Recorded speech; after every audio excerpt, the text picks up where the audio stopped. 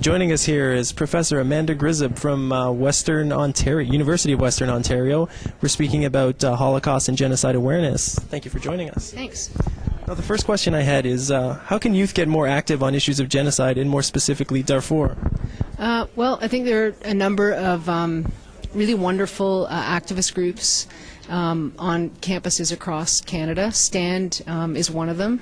It actually was founded on Western's campus with one chapter, and now I think definitely has over 20 across the country.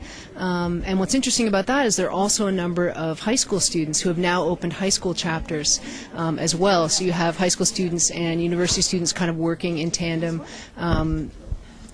to try to raise awareness. And STAND is interesting because they don't necessarily consider themselves to be activists but advocates, and so they're interested in a kind of bipartisan dialogue with MPs and policymakers who can actually have an effect on Canada's involvement in Darfur. So that's one venue, but there are also is a wide variety of opportunities that are available online. So I know that there are blogs and Facebook groups dealing with Darfur. There's the Genocide Intervention Network, which is founded by students and has a focus on educating youth about genocide. There's even MTVU has a video game, an interactive video game called Dying in Darfur, that people can play online. So I think there are lots of ways to kind of access the information. I think the key is to take that information and turn it into some kind of understanding and some kind of action, right? Because I think at this point, we're inundated with information about Darfur, and we need to find ways to come together, to mobilize, to organize, to act on this information. And how do we go about doing that? Well, I think there are a number of different approaches, and I think there are debates about this, right? About what is the most effective way to initiate a social movement on these issues. Some people would claim that you can bring together virtual communities in places like Facebook, right, where you can have a dialogue and use petitions and other forms of communication. Stan has a call-in campaign right now called 1-800-GENOCIDE.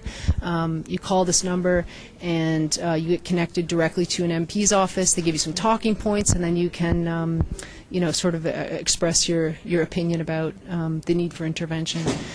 So there are those opportunities, but I'm also I teach a course on social movement, so I'm a really big believer in bringing people together, right, in groups, and sort of the power of being together in a room together at events like this one today, or at rallies or concerts, just a place where people can be together and just sort of feel the energy around this issue, and then feel motivated to make those calls and write letters and to keep pushing the issue, right?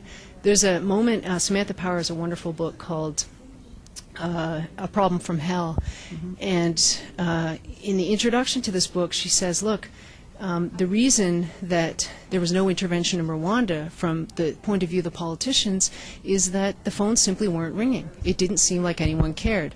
Now, in some ways this is a bit reductive, right? But I think that certainly our voices have been heard about Darfur. Right? There are politicians who are very concerned with this issue, and we're seeing some action in the UN in response to that. Without the activists and the NGOs and the advocates, we might not even know what the word Darfur means, many of us. So they've done their work, but there's more work to do. And how have things changed in the last 10, 12 years since the Rwanda genocide? Well, the media landscape has completely changed. So I mentioned these alternative forms of communication, which really are not alternative anymore, right? They're pretty much mainstream now.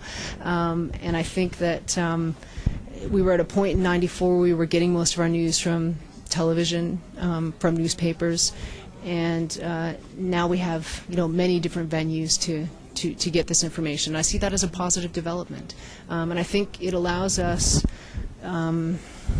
to be critical of the traditionally mainstream media as well. And we didn't necessarily have legs to stand on in '94 in terms of other kinds of outlets.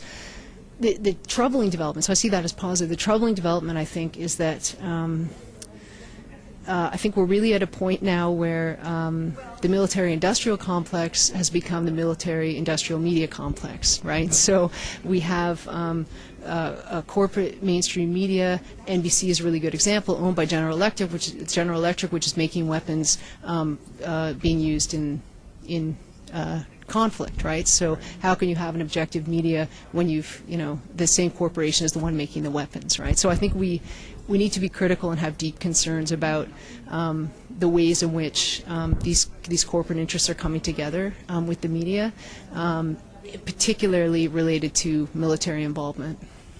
What kind of a role does the media play in pressuring the government to act on issues of genocide? Well, that's an interesting question, because I think in some ways the media has an obligation to do investigative journalism, certainly, but they have an obligation to report, right? So if there are demonstrations, if there are events that express a desire for intervention in Darfur, then the media is going to report that, and I think it will have an impact. The media has an obligation to report things accurately, and they have an obligation in certain cases to editorialize, to draw our attention to matters that the paper deems important, right? So in the case of Rwanda, they really dropped the ball. In the case of Darfur, the Globe at least has done a much better job this time around, although late. They were very late in their coverage, but once it started, they editorialized in favor of some kind of international intervention. Great. Well, thank you for joining us today. Okay, thanks.